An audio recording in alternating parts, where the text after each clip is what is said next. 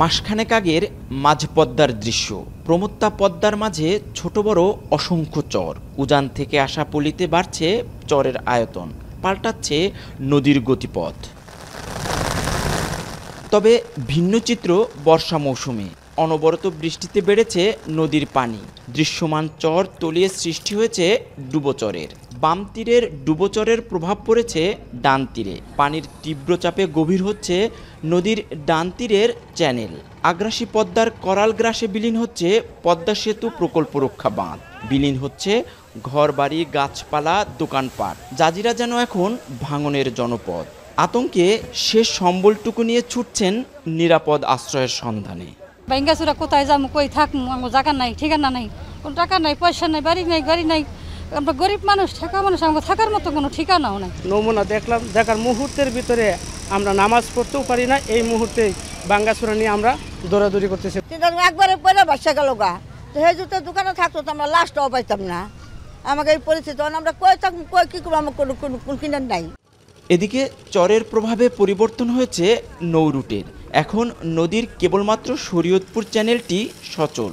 অন্য পথে চর জেগে ওঠায় চ্যানেলটি নৌ ব্যবহারকারীদের ভরসা হয়ে উঠেছে।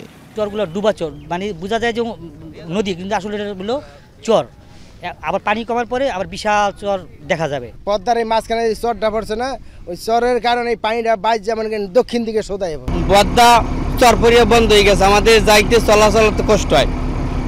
মূল পদ্মা দিয়া সময় বেশি লাগতে আছে, আমাদের তেল খরচও বেশি হইতে আছে। নদীর তীর রক্ষা বাঁধ, যে বাঁধ রক্ষা করে বিস্তীর্ণ জনপদ, সেই বাঁধেই বারবার কেন এরকম ঝুঁকির মুখে পড়ছে জানবো পানি উন্নয়ন বোর্ডের কর্মকর্তার কাছে।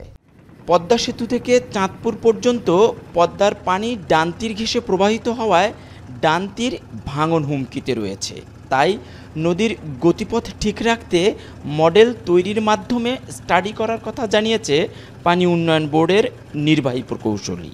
মাঝখানে যে চরটা, এই চরটা বললাম বছর 30 আগে এই চরটা ছিল না, এইখান দিয়েই তার মূল প্রবাহ ছিল।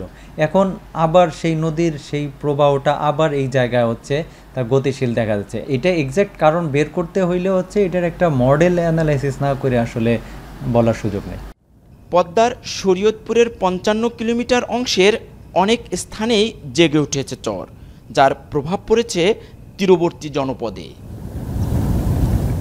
পদ্মার এই থই থই পানির নিচে রয়েছে ডুবন্ত চর, যে চর বর্ষা গেলেই জেগে ওঠে। এই চর অপসারণ করা গেলে ডান তীরের ভাঙন রক্ষা পাবে, এমনটাই বলছে স্থানীয়রা। কাজী মনিরুজ্জামান, এখন জাজিরা, শরীয়তপুর।